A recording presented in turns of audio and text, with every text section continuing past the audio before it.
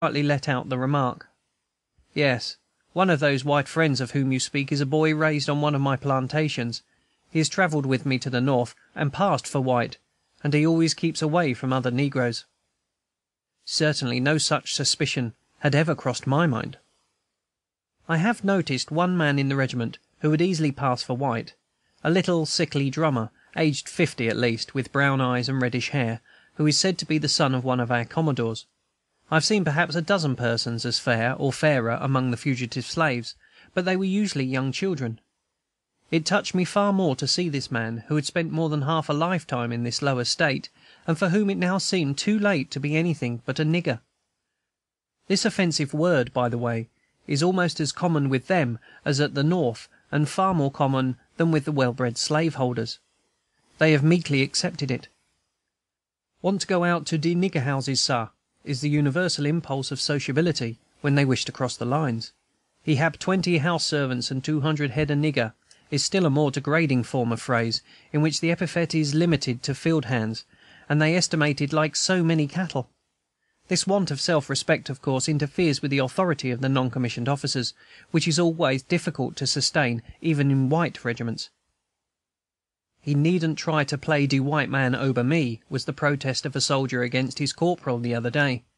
To counteract this, I have often to remind them that they do not obey their officers because they are white, but because they are their officers; and guard duty is an admirable school for this, because they readily understand that the sergeant or corporal of the guard has for the time more authority than any commissioned officer who is not on duty.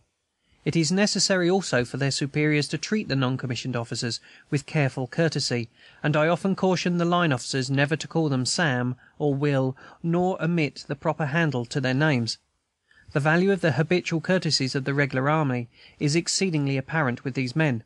An officer of polished manners can wind them round his little finger, while white soldiers seem rather to prefer a certain roughness.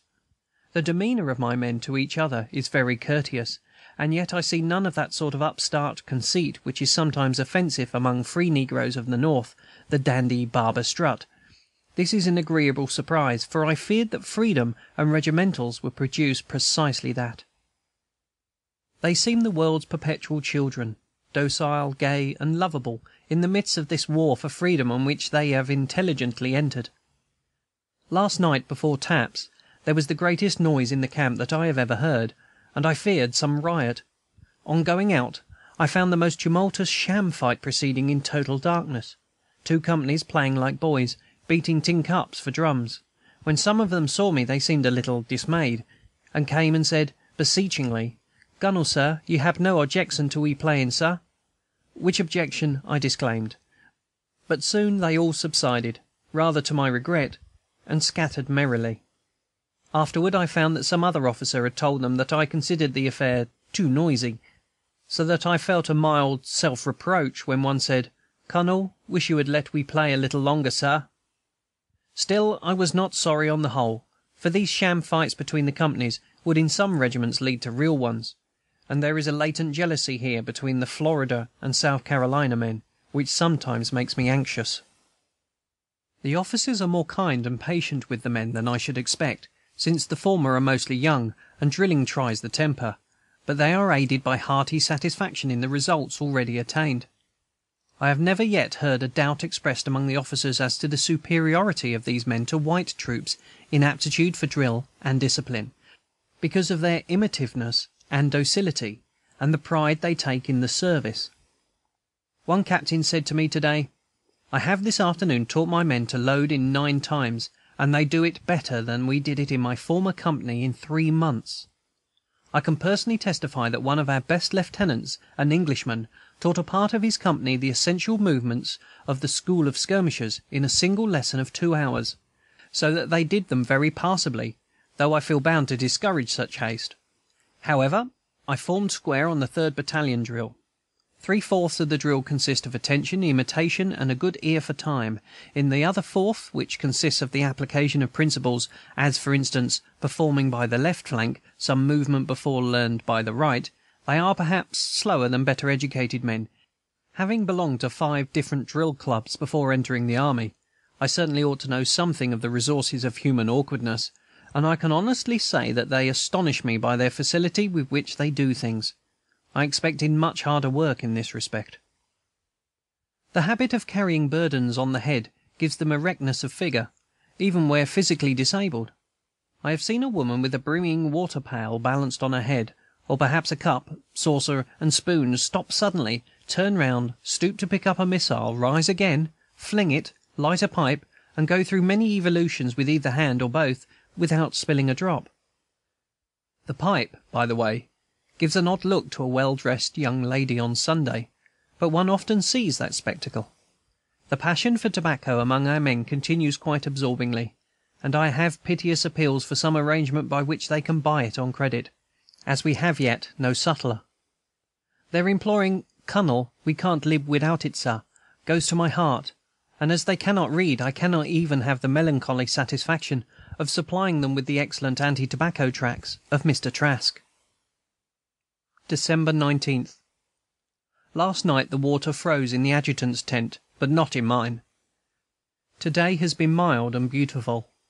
The blacks say they do not feel the cold so much as the white officers do, and perhaps it is so, though their health evidently suffers more from dampness. On the other hand, while drilling on very warm days, they have seemed to suffer more from the heat than their officers.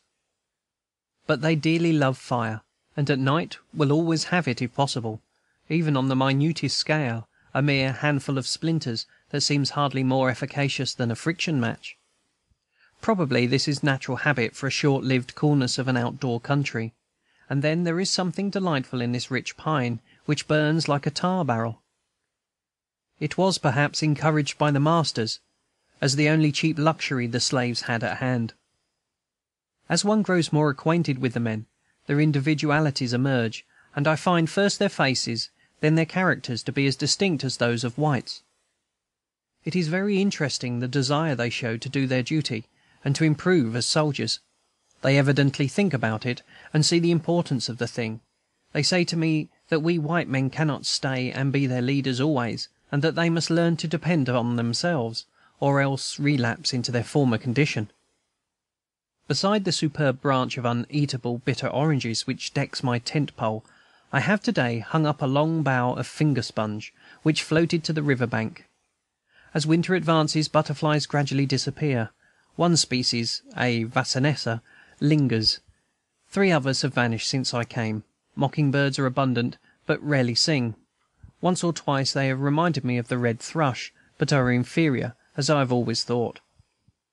The colored people all say that it will be much cooler, but my officers do not think so, perhaps because last winter was so unusually mild, with only 1 frost, they say. December 20th. Philoprogenitiveness is an important organ for an officer of colored troops, and I happen to be well provided with it. It seems to be the theory of all military usages, in fact, that soldiers are to be treated like children, and these singular persons, who never know their own age till they are past middle life, and then choose a birthday with such precision. 50-year old, sir, the 1st April, prolong the privilege of childhood. I am perplexed nightly for countersigns. Their range of proper names is so distressingly limited that they make such amazing work of every new one. At first, to be sure, they did not quite recognize the need of any variation. One night some officer asked a sentinel whether he had the countersign yet, and was indignantly answered, "Should think I hab 'em for a fortnight," which seems a long epoch for that magic word to hold out. Tonight I thought I would have Fredericksburg, in honor of Burnside's reported victory, using the rumor quickly for fear of contradiction. Later, in comes a captain, gets the countersign for his own use, but presently returns, the sentinel having pronounced it incorrect. On inquiry, it appears the sergeant of the guard, being weak in geography, thought best to substitute the more familiar word crockery-ware, which was, with perfect gravity, confided to all sentinels and accepted without question. O life, what is the fun of fiction beside thee? I should think they would suffer and complain these cold nights, but they say nothing, and there is a good deal of coughing. I should fancy that the scarlet trousers must do something to keep them warm, and wonder that they dislike them so much, when they are so much like their beloved fires. They certainly multiply firelight in any case. I often notice that an infinitesimal flame, with one soldier standing by it, looks quite like a respectable conflagration, and it seems